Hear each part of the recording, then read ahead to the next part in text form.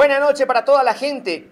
A ver, ¿qué pasa con el movimiento al socialismo? En este caso, tomando en cuenta algunas críticas que vienen del expresidente Evo Morales, allegados también hacia el gobierno y las respuestas que ha tenido el gobierno de Luis Arce. Eh, Paolo Bosco, el ex politólogo, está con nosotros. Paolo, qué gusto saludarte. Buenas noches. Buenas noches, igualmente un gusto saludarte, estimado Claudio, un saludo a todos los que nos ven a través de Opinión Digital y bueno, muy contento de estar aquí nuevamente para poder hacer un análisis bastante interesante sobre lo que está sucediendo dentro del movimiento al socialismo. Muy bien, perfecto. Pablo, a ver, es que mayormente la tendencia ha sido esa, no sé si estoy mal, que hemos estado escuchando críticas hacia el gobierno de Luis Arce que vienen del expresidente Evo Morales o de allegados al expresidente Evo Morales y mayormente respuestas del gobierno de Luis Arce. Y claro, ayer, por ejemplo, se tiene una marcha en Cochabamba de mineros que en un momento determinado tiene a la cabeza al presidente y al vicepresidente del Estado. ¿Cómo ves este contexto del MAS? Bueno, se veía venir esta situación, pero es uno de los partidos que más ha durado en las últimas décadas en cuanto a la organicidad como tal, ¿no? Ya hemos hablado varias veces del tema orgánico del partido como tal. Entonces, esta situación del organicismo que debería tener un partido, al inicio es bastante fuerte. Eso hemos visto con partidos fuertes como el MNR en su momento y demás cuestiones. Claro que no hay punto de comparación, solamente analizando la parte orgánica del partido como tal.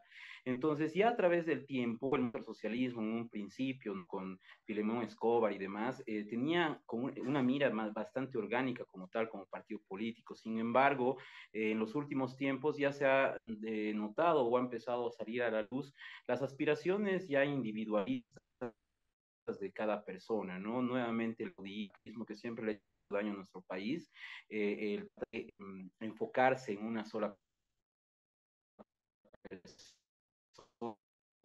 a nivel de todo en todo momento o no, si dice algo en contra de lo que dice otra persona del mismo partido pero de menos rango, entonces ya se generan estas controversias internas, ¿no? Lo que no pasa cuando un partido es sólido, cuando un partido realmente tiene organicidad desde un principio, tiene núcleos y demás de poder de trabajo, de capacitación a todos los miembros, de militancia, de realmente una ideología más bastante clara donde el partido continúe sin o con el líder momentáneo. Entonces, cuando existe este tipo de partidos, no existe este tipo de rupturas viendo.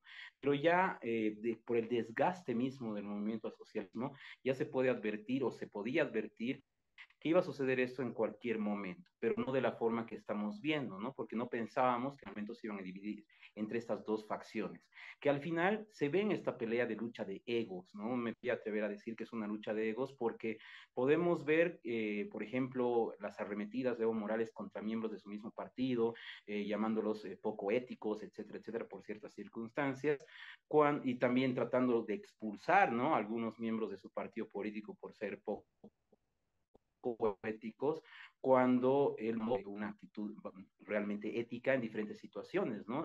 Bajo las cuales no se lo ha juzgado con la misma vara, se podría decir. Entonces esto deja mucho que desear dentro de esta situación de conflictos internos dentro del movimiento del socialismo.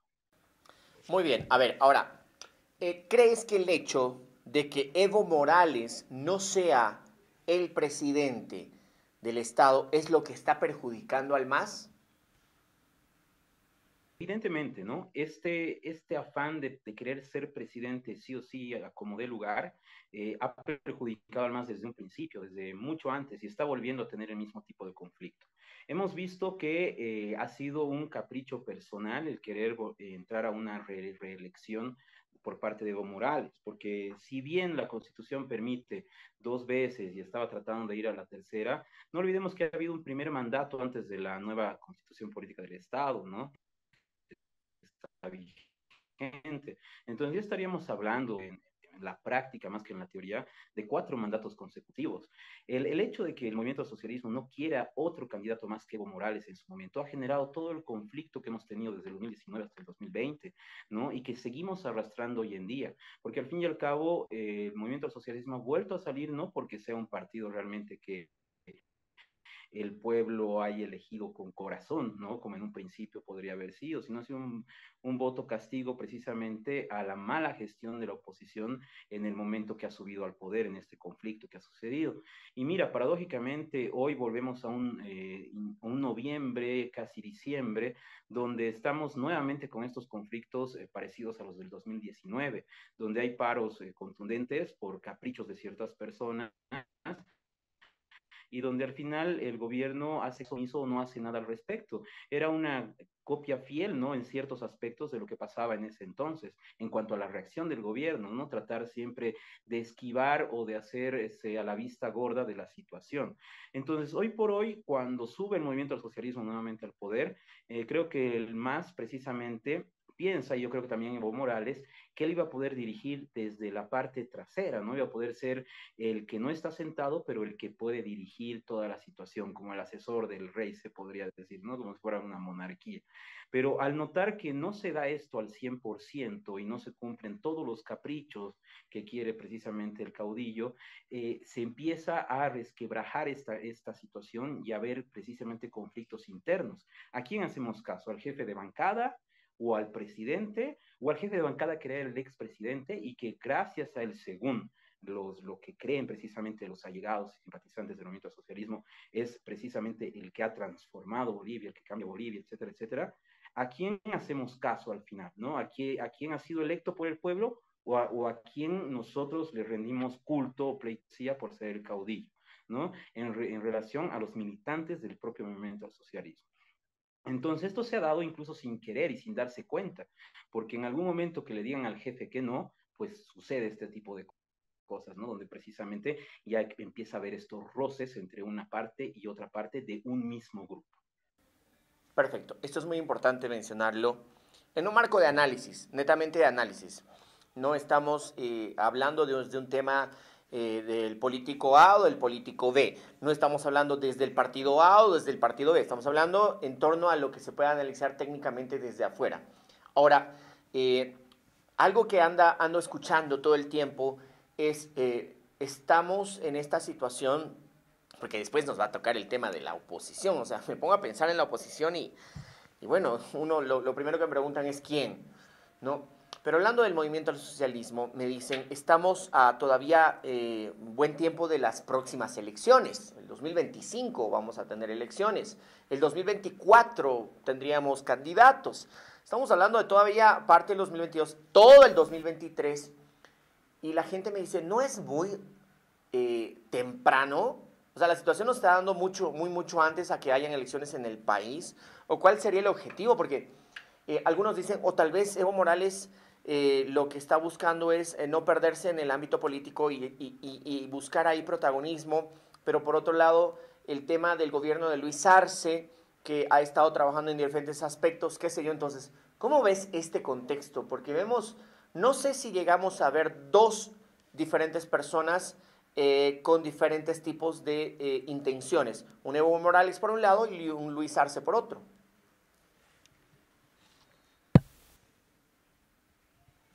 Sí, lo que dices es muy importante y quisiera empezar con lo que acabas de mencionar. Si todos los análisis que hacemos, ¿no? Y que siempre hemos hecho, son netamente académicos, desde un sentido de vista analítico imparcial, ¿no? Yo no soy de ningún partido político, lo cual me enorgullece, porque precisamente hoy por hoy no veo alguna alternativa adecuada, pero es importante aclarar esto a la población, ¿no? Porque cuando hay cosas positivas, pues hay que decirlas. Cuando hay cosas que no son positivas, pues hay que analizarlas desde un punto de vista muy neutral.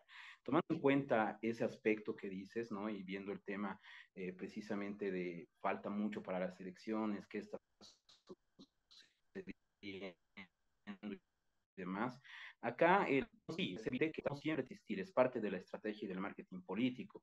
Un político que no sale a los medios, aunque por el momento no esté ejerciendo un cargo público, es un político que se pierde a través del tiempo, ¿no? Es lo que pasa muchas veces con Samuel Doria Medina, que lo vemos que saca la cabeza en ciertos momentos para las elecciones o para cosas similares, ¿no? Que es parte del tema de la oposición.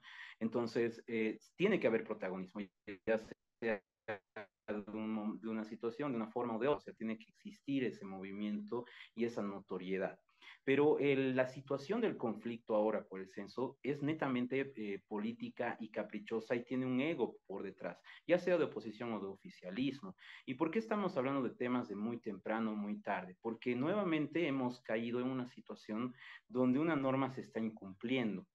Eh, Eso ha pasado, por eso estaba hablando de una comparación similar, no igual, entre los conflictos de la vez pasada. Porque ¿qué es que sucedió la vez pasada donde lo podemos poner en debate, ¿no? Porque evidentemente somos neutrales, ya sea golpe, ya sea fraude, pero ¿qué existió en ese entonces? Existió una vulneración a una normativa y una ley, que era el 29, ¿no? La no reelección o repostulación, más claramente, por más de 2 veces consecutivas de un mandatario.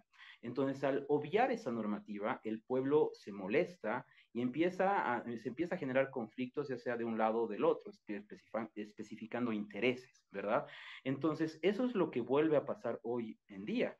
El censo tenía que haberse llevado hace poco. El hecho de la pandemia, una situación pandémica, no es una justificación, por ejemplo, para no haber lo llevado a cabo. El tribunal, perdón, el INE ha tenido, el Instituto Nacional de Estadística ha tenido el tiempo suficiente, incluso mucho más, ¿no? Porque en pandemia creo que todos hemos trabajado a puerta cerrada, para poder desarrollar y llevar a cabo un proyecto para este año, para poder llevar a cabo el censo. Pero el que no se quiera llevar a cabo el censo, y digo no se quiera porque debería hacerlo, porque si es que no se está llevando a cabo, hay alguien que no hizo su trabajo, ¿no? Hay alguien responsable de no haber hecho el trabajo precisamente para llevar adelante el censo de 2022. Y como mencionaba, la pandemia no es una excusa. ¿Por qué? Porque precisamente durante la pandemia han existido visitas constantes a domicilio, ha existido obviamente la cuarentena, ha existido situaciones en las cuales no habría justificación para no hacer un censo de población y vivienda como tal. Tal vez en la parte logística, movimientos y demás, pero eso se ha podido subsanar, incluso se han arreglado y se han solucionado muchas otras cosas que son mucho menos importantes que el censo. Entonces, al haber vulneración de esta normativa, ¿qué ha sucedido? Ha habido una reacción precisamente por parte primeramente del pueblo cruceño y también por parte del movimiento al socialismo. Por un lado teníamos el por qué no se hace el censo, ok, daremos un año más, 2023, y por el otro lado el movimiento al socialismo insistiendo con el año de 2024. 2024 no sé por qué, seguro a una persona se le ocurrió y otros empezaron a repetirlo, porque no habría un sentido más allá de hacerlo 5 meses antes, 5 meses después, o sea, es un sinsentido ese elemento. Entonces, ahí se ve situaciones donde precisamente incluso Evo Morales menciona, ¿no? En un tuit que pude leer esta tarde, que precisamente si se declara esta ley del censo, no va a haber, no se va a reconocer el tema de los escaños porque no debería existir una ley que es suficiente, perdón, un decreto supremo. Entonces, aquí vemos precisamente que la pugna está en el hecho del poder. Si el MAS reduce la cantidad de representantes que puede llegar a tener en la Asamblea Legislativa Plurinacional, puede afectarle políticamente precisamente en las elecciones del 2025. Y como el censo se tiene que hacer con antelación, precisamente es que desde ahora está existiendo el conflicto para que esté listo este elemento de precisamente los escaños para la presidencia 2025-2030. Y eso es muy importante tomarlo en cuenta. Entonces aquí vemos precisamente una pelea de pugna de poder por lo que podría llegar a ser los resultados de las próximas elecciones, donde un movimiento al socialismo quiere basarse en las mismas reglas de las últimas elecciones y la oposición trata de buscar, ¿no? A toda costa alguna normativa que cambie esas reglas que precisamente han generado tanto conflicto y mucha duda, ¿no? Por parte de mucha gente y de parte de la oposición en cuanto al tema del fraude electoral, por ejemplo, ¿no? Entonces, viene desde ese aspecto. Y recomendar a la población, ¿no? Que no se deje guiar por los rumores. He escuchado muchos rumores que se dice que Luis Arce, por ejemplo, le va a dar el poder a Evo Morales en algún momento, que este tema del censo está generando diferentes controversias, que va a pasar aquello, que va a pasar este otro, que al final simplemente son rumores. Lo que sí es importante tomar en cuenta es que el gobierno tiene que esta vez no cometer los mismos errores que el 2019 para el tema de pacificar el país. los cuales sí ha aprendido un poco más en cuanto a tener más controlada el tema de la policía, por ejemplo, ¿no? Hemos podido ver que el tema de la policía está bien controlada y bien manejada hacia lo que es el gobierno como tal, sea este el gobierno actual, otro gobierno, pero está bien enfocada a eso, porque en su momento el tema ya sea golpe, fraude, que lo vamos a dejar para otro momento ese debate, en ese momento lo que ha volteado la situación o el tablero, se podría decir, ha sido el motín policial. Entonces, ese motín policial ha roto precisamente el aguante que ha tenido tanto del tema del paro, porque si no, quién sabe cuántos meses más hubiéramos estado en paro. Pero ahora el movimiento del socialismo, a través del gobierno actual, maneja de mejor manera el tema de la policía en cuanto a la lealtad completa hacia el gobierno. Y eso ha pasado no solamente en el gobierno del MAS, sino en el gobierno de Gonzalo Sánchez de Lozada en su momento, ¿no? O sea, siempre la lealtad al que es el presidente, lo que es el gobierno, y hemos visto la represión tan fuerte a las personas que están en contra de lo que dice el gobierno y una cierta protección o mirada a otro lado cuando se trata de personas que apoyan al gobierno, ¿no? Entonces, eso es lo único que hasta el momento se puede analizar, que el movimiento del socialismo está siendo diferente a lo que ha sido el conflicto del 2019. Sin embargo, hay otros elementos que lo sigue haciendo mal, se sigue equivocando, porque llegar a seguir peleándose con Santa Cruz, con un departamento tan grande e importante, en vez de buscar precisamente una alternativa de solución al conflicto, que se puede, ¿no? Porque es un sinsentido pelear por meses, ¿no? Entonces, se puede lograr aquello, pero no hay esa voluntad. Entonces, evidentemente se ve que no vamos a llegar a buen puerto si seguimos en esa terquedad de la lucha de la pulseta entre egos y personas. Muy bien. Qué importante es escuchar técnicamente un análisis. Usted en casa tiene su opinión. Nosotros tenemos información. Usted decide qué opinar.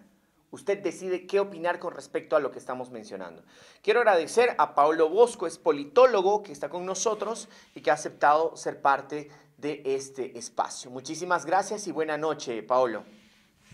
Gracias, el agradecido soy yo. Un gran saludo a toda la población. Les invito a que me sigan en mis redes sociales como Paulo Bosco Politólogo, donde procuramos siempre hacer este análisis desde una mirada y una perspectiva totalmente académica, imparcial y dando precisamente información y una opinión interesante a través de los estudios políticos que se realizan en el mundo. Muchas gracias a los que nos ven y esperemos que tengamos mejores días para nuestra querida Bolivia. Muchas gracias, Claudio, por la invitación y saludos a nuestros amigos de opinión. Gracias, gracias. Buena noche. Bueno, ya saben entonces, un saludo especial para todos ustedes. La gente que nos escucha por Radio San Rafael, FM 92.5, igual de la misma manera, un saludo especial. Llega el Black Week con Toyota, entrega inmediata. Ven a Toyota y elige tu Hilux Fortuner, minibús y camioncito Light Ice, Land Cruiser Serie 70, Corolla Cross y aprovecha nuestros días negros. Además de super descuentos en repuestos seleccionados. Llama al 817-5200 y antes que termine el año, toyotízate. Gracias, Titos Style. Ahí tienen las direcciones y el número de contacto. También quiero decirles algo muy importante. Accede a la condonación tributaria de impuesto departamental sobre las transmisiones sucesorias gratuitas hasta el 3 de enero de 2023. Benefíciate con condonación del 100% de intereses, además el 100% de multas con la presentación de facturas de consumo de presentación de servicios hechos en Cocha. Consulta en la unidad de recaudaciones o llama al 4500-530, interno 169. Muchas gracias. Buenas noches. Impuesto paganaykiqa ñawpaqman taskinapaq. Kayta aprovechanaykitiyan chantaqa yanapakuy tukuy multa pampachasqa kananpaq. Chantapis tukuy interés nisqa impuesto departamental transacciones sucesorias nisqamanta. Tukuy multa kasqanta pampachanaykipaqa haywanaykitiyan facturas nisqata Cochabambapis ruwasqa kasqanta. Wisqa kongataq 15 p'unchay kashaqtin enero killamanta 2023 watamanta. Gobernación de Cochabamba. Unir, trabajar y crecer. Noticia de último momento. Nos encontramos en las puertas de Toyosa. Hay mucha gente que reclama por algo. Un momento, por favor. Nos indican desde estudio que se trata de los días Black Week de Toyosa. Con Toyota se entrega inmediata. Aprovecha nuestros días Black Week y llévate el auto de tus sueños. Ven a Toyota y elige el vehículo que más te guste. Hilux, Fortuner, minibús y camioncito Light Ace, Land Cruiser Serie 70, Corolla Cross a entrega inmediata. No pierdas esta gran oportunidad. Además, obtiene super descuentos en repuestos seleccionados antes que termine el año. Y pasa te hace muy feliz. La Navidad, primero sonidos tan dulces de alegre paz. La noche mejor acompaña el bombón y llega la rosca que sorpresó. Y pasa te hace muy feliz la Navidad y al final llega el paredón, hecho como en casa y con el corazón. Y pasa te hace muy feliz. ¡Feliz Navidad! En pasa, hechos como en casa.